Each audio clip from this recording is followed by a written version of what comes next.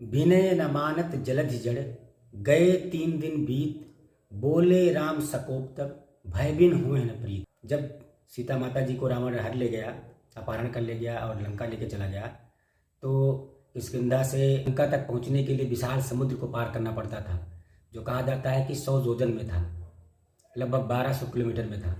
उसे पार करने के लिए उस समय पुल बनाना बहुत ही मुश्किल था, बहुत लंबे समय की प्रक्रिया थी, बहुत समय लगने वाला था।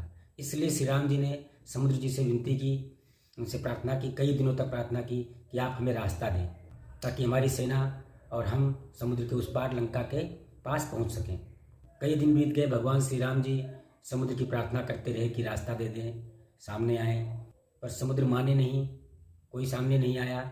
तब कई दिनों बाद श्री राम जी को क्रोध आया और उन्होंने लक्ष्मण से बोला, मेरा धनुष बाण लेकर आओ और मैं अभी इसी क्षण इस समुद्र को सुखा दूंगा, खत्म कर दूंगा। बाण का अनुसंधान करते हैं, उसी समय समुद्र प्रकट होते हैं और कहते हैं, भगवान ऐसा मत करिए, नहीं तो अनर्थ हो जाएगा, प्रलय हो जाएगा।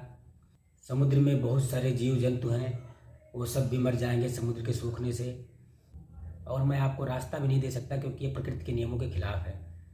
फिर श्री राम जी ने पूछा कि फिर क्या उपाय है, हम लोग उस पार कैसे पहुँचेंगे या इस पर पुल कैसे बना सकते हैं। तब उन्होंने बताया नल नील जी के बारे में। नल और नील 2 भाई थे जो बचपन में बहुत शरारती थे और उनके आसपास रहने वाले ऋषि मुनियों को बहुत परेशान किया करते थे। उनके सारे सामान उठा के वो पास की नदी और तालाब में फेंक दिया करते थे, जिससे वो डूब जाते थे, गीले हो जाते थे।